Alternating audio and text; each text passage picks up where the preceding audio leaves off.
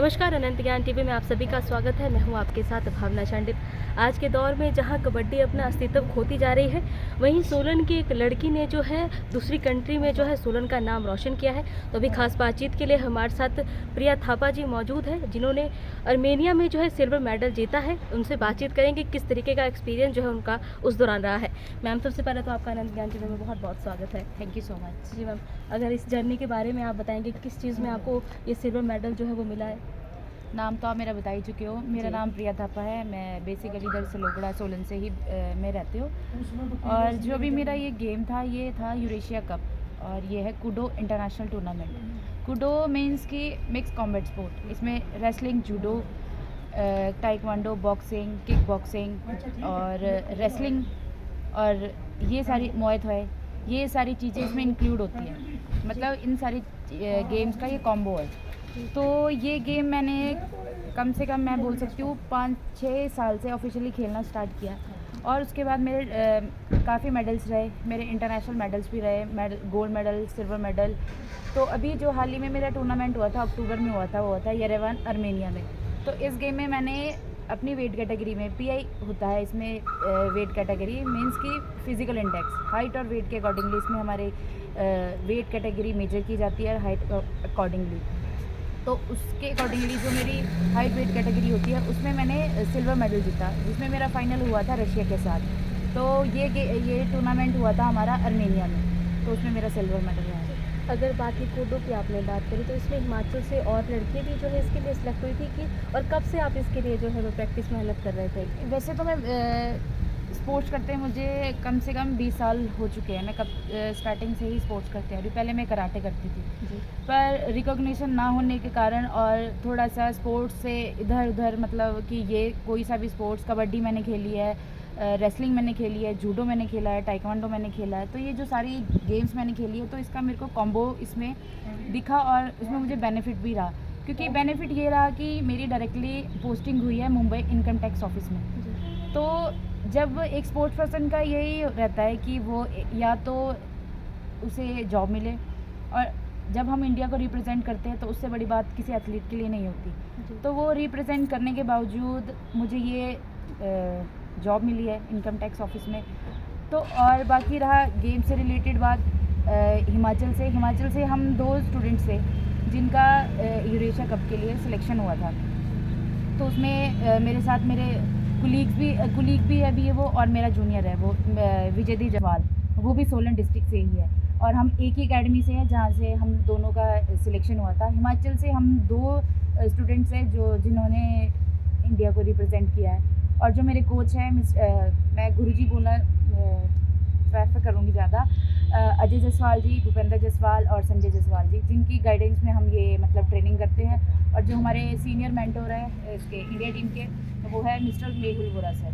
तो इनकी गाइडेंस में हम ये गेम को कर रहे हैं। और इसके जो चेयरमैन है, जो इसको इंडिया में लेके आए थे, जो उन्होंने इंडिया में इसको इंट्रोड्यूस करवाया था, वो है अक्षय कुमार। उनको तो किसी इंट्रोडक्शन की ज़रूरत ही नहीं है। जी। अगर मैम बात की जाए, छोटे से शहर से सोलन से आपने इंडिया का नाम रिप्रेजेंट किया है दूसरी कंट्री में, कितना फ़र्क आप देखते हैं यहाँ पे कबड्डी को लेके? कैसा भाव जो है लोगों में है, महिलाओं में भी, चाहे लड़कों में भी, युवा में भी अगर बात की जाए, तो किस तरीके का फ़र्क जो है आप देखती है?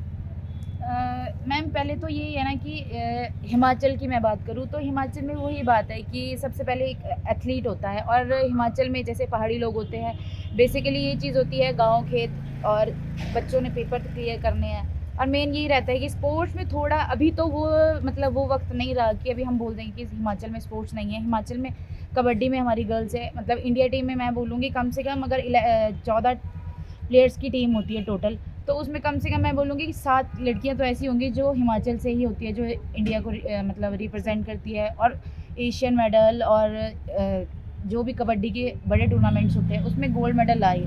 उसमें हिमाचल की गर्ल्स और बॉयज़ दोनों का बहुत ही ज़्यादा सहयोग रहा है। जी।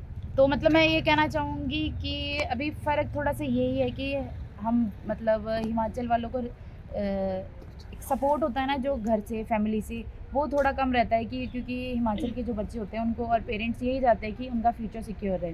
पेरेंट्स की आपने बात करी, जब सिल्वर मेडल आपने जीता तो किस तरीके का उत्साह जो है आपने था, और फैमिली बैकग्राउंड किस तरीके से है, कितना सपोर्ट जो है आपको फैमिली ने इसके लिए किया? मैम फैमिली का तो मैं ये बोलूँगी कि आज जो कुछ भी हूँ मैं फैमिली, और मैं स्पेशली हमेशा कहती हूँ कि जो मेरा ब्रदर है वो हमेशा ऐसे रहा है कि जैसे मेरी बैकबोन है। जी। तो ऐसे है कि कभी ऐसी सिचुएशन हो जाती है क्योंकि अब एक लड़की होना और एक स्पोर्ट्स करना और सिंगली मतलब ऐसे छोटी जगह से निकलना तो काफ़ी डिफ़िकल्ट होता है।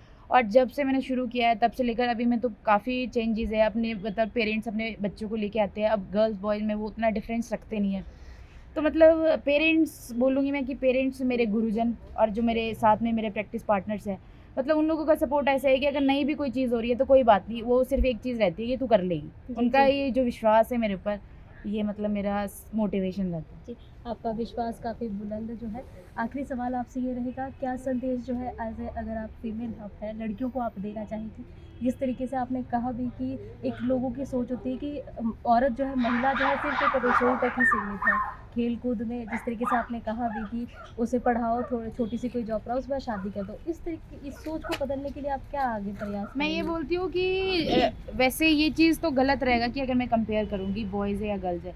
पर ये रहता है कि जितना मतलब स्टेमिना एक वुमेन में या गर्ल में होता है उतना मैं नहीं कहती किसी मतलब अभी ऑटोमेटिकली है कि जो बायोलॉजिकल फैक्ट है वो तो है ही।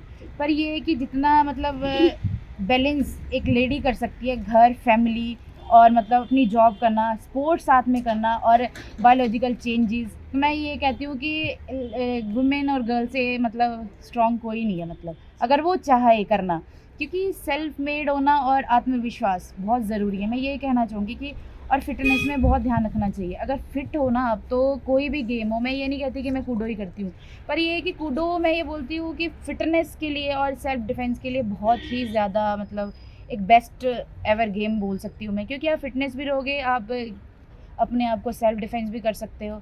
और अगर कोई गर्ल या कोई भी गर्ल बॉय कोई भी बच्चा मतलब जो आप मानोगे नहीं, हमारे पास 5 ईयर से लेकर मतलब एज लिमिट कोई नहीं है, आप मतलब ये गेम कर सकते हैं। जी, मैम, अनंत के यहाँ से जुड़ने के लिए बहुत-बहुत धन्यवाद।